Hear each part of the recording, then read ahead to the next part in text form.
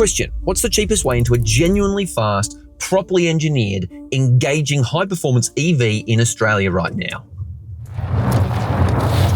Whether you like it or not, EVs are here to stay, whether it's the war in Iran, rising petrol prices, or an altruistic desire to do the right thing by the environment. People are buying EVs in big numbers. At the moment, 1 in 5 new cars sold in Australia is an EV. And if you add in hybrids and plug-in hybrids, it's 1 in 3, more than 30%. But as those numbers increase, we're actually seeing some niche models hit the market. And niche also means high performance, which I personally quite like. And one of those cars is this one, the Uncharted by Subaru. And spoiler alert, it's actually kind of fun to drive. So is this vehicle a new generation electric WRX? Let's find out.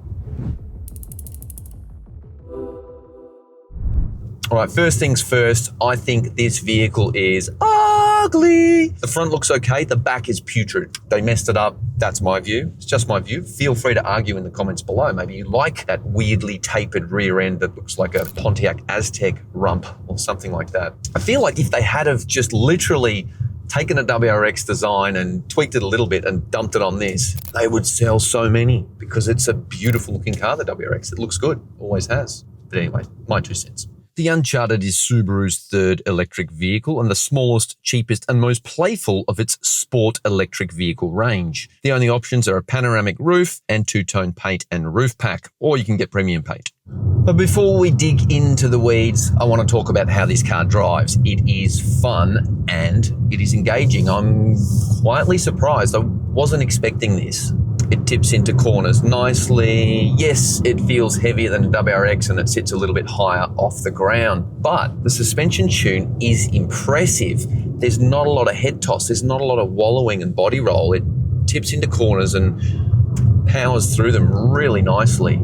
I reckon a bigger set of wheels and a better set of tires would make this pretty exceptional. I'd almost consider getting one. Actually, I wouldn't consider getting one personally because it's not big enough. I need a 7-seater for the family. But if I was like a single bloke with heaps of money and I could spend 60 grand on this, I'd get one, I'd lower it, bigger tires. This would be a lot of fun. I mean, it is a lot of fun. So you've got McPherson strut front and double wishbone rear suspension. I mentioned before, it doesn't wallow too much, doesn't have much head toss. Once it's tracking through a corner, that's true. But quick changes of direction, you do feel the car body roll a little bit more. It does sort of tip from side to side a bit more. But look, overall, grip levels are very good.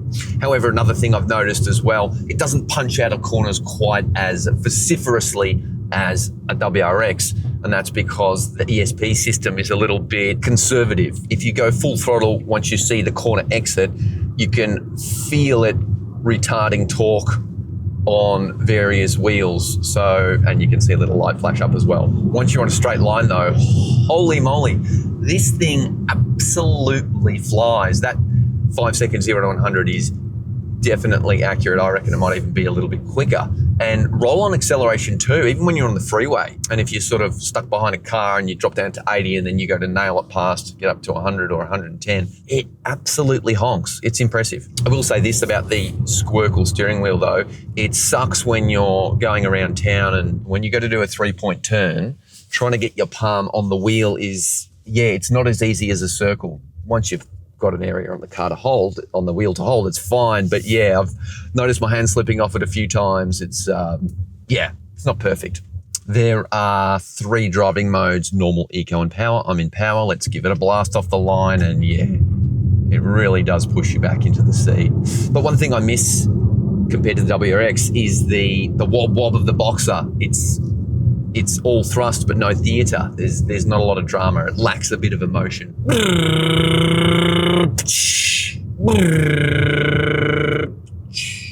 So I've been living with the Uncharted for about a week now and driving around my inner Melbourne suburb, taking the kids to school and daycare, doing the shopping. It's also very good at that. I'll get to the boot, backseat space, that sort of stuff a little later when we stop and have a bit of a poke around. But it's a really easygoing car around town. I've just been overtaken by an Isuzu D-Max. No, I've brought dishonor to my family. So it's because of its relatively short footprint, it's easy to park as well. Shopping centre car parks, piece of cake. Yeah, I'm warming to this vehicle a whole lot more than I thought I would. So it does have proper off-road modes. X mode is the real deal. It's pretty reasonable at giving this vehicle a sort of software-controlled slow speed ability to do a little bit of rock hopping. It won't shame a Forester on the rough stuff, but look, for dirt roads, ski trips, and muddy campsites, this thing is very much fit for purpose. All right, let's now have a look at the interior, and let's start with this steering wheel. It is, like I said before, it's interesting. It's a bit of a squircle design. I actually quite like it when you're driving along, not so much when you're doing like small maneuvers and stuff around town. So yeah, the steering wheel is, it feels interesting in your hands. There's a lot of controls on it, but you know what? They're actually pretty intuitive. This does the little screen there, this little section on the side here, so you can change various settings here. There's actually quite a bit of customization, so don't mind that. And you can also do the full screen. Hello, goodbye. And on this side, this is all the driving controls here. So that's your cruise control and lane keep assist. So steering, braking, acceleration, all that stuff. We've got 3 memory presets. You've got all the various controls here for the windows. You can lock the kids out of the back windows. That's good. You can also operate the boot automatically. You've got the trip computer stuff there. And over here, we've got my little list of stuff on my phone there. 2 wireless charging pads. That's pretty good, but I have noticed that the stuff just goes flying off the pad when you're driving around corners. But it's quite nicely finished. It's got a reasonable feel to it in terms of quality, and yeah, I mean, it's a little bit overwrought. There is a lot going on. Have a look at this. You do have physical controls here, which is nice. This is good for the climate. This section here always stays on screen as well, so that's good. And everything looks really nice. This feels a little bit Toyota, a little bit Lexus, but yeah, there's quite a lot of buttons here. And then you've got a whole bunch more down here. Check out the gear shifter too. You have to push it in and turn it. So if you try to turn it without pushing it in, nothing. And that's park. X mode here. That works at slow speeds. Drive mode, as we discussed before. Auto hold cameras. Let's have a look at the cameras. Oh, we've got the old Toyota spin around. This thing is just, yeah, never gets old. I'll chuck it in reverse. And yeah, it's not bad. We've got the bird's eye view. There's no 360-degree display, but yeah, it works. I quite like this layout. It's pretty quick to respond, and it comes with native sat-nav, which is great. And there's a fair bit of functionality and adjustability on here. And I really like the fact that you can go to driving assists, and it's really easy to turn on and off the various beeps and bleeps, which I think is a great thing. You've also got Apple CarPlay, which looks pretty good. But again, as you can see, you've got all the climate controls down here and here on permanently. Physical volume control. It's nice. It's good. And check it out. Hello. Digital rear view mirror as well. Very handy. A couple of options there too. A couple of interesting omissions though. No Subaru eyesight system and no glove box either. It's a bit weird. So you've just got this plastic bit down here. Some of the plastics are a bit average as well, but everything above the belt line all around here is quite nice. Again, the layout is a little bit busy. You do have some storage under here, however. This is handy. So you've got your USB cables under here, and there's a couple of spring-loaded cup holders here. This little fella opens both ways as well, which is nice. I mean, it feels a little bit cheap. There's reasonable room in there. Let's get the Osmo out of the way. And, the seats. Yes, the seats are actually surprisingly good. This is Toyota spec, and the quality of the leather is excellent. I really like it. Well, technically it's synthetic leather. It's not real leather. Yeah, it's really easy to get comfy in this vehicle. All right, let's have a look at the exterior because there's pros and cons here in my view. The overall profile, if I can spin this bad boy around, there we go, is pretty cool.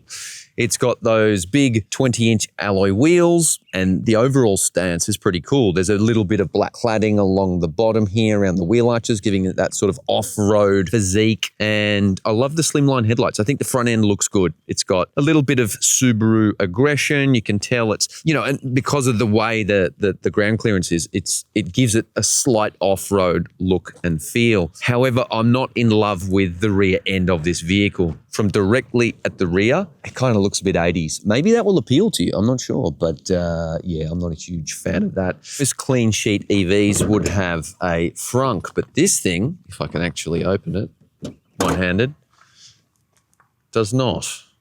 This is what you get. Disappointed. Yeah, whole bunch of high voltage cables. Speaking of high voltage, this thing has a reasonably sized 74.7 kilowatt hour battery pack from Cattle. I'm not sure how you say it, C-A-T-L. Interestingly, it's mechanically similar to the BZ4X all-wheel drive, which is $67,990. Against the Chinese and Koreans, it's priced pretty sharply for what it is. So this is not cheap, but it does represent reasonable value when you consider what sort of performance it delivers. Hence that whole, is this the EV WRX hook at the start of the video. So the back seat has plenty of amenity. It looks and feels good. And yeah, have a look at this.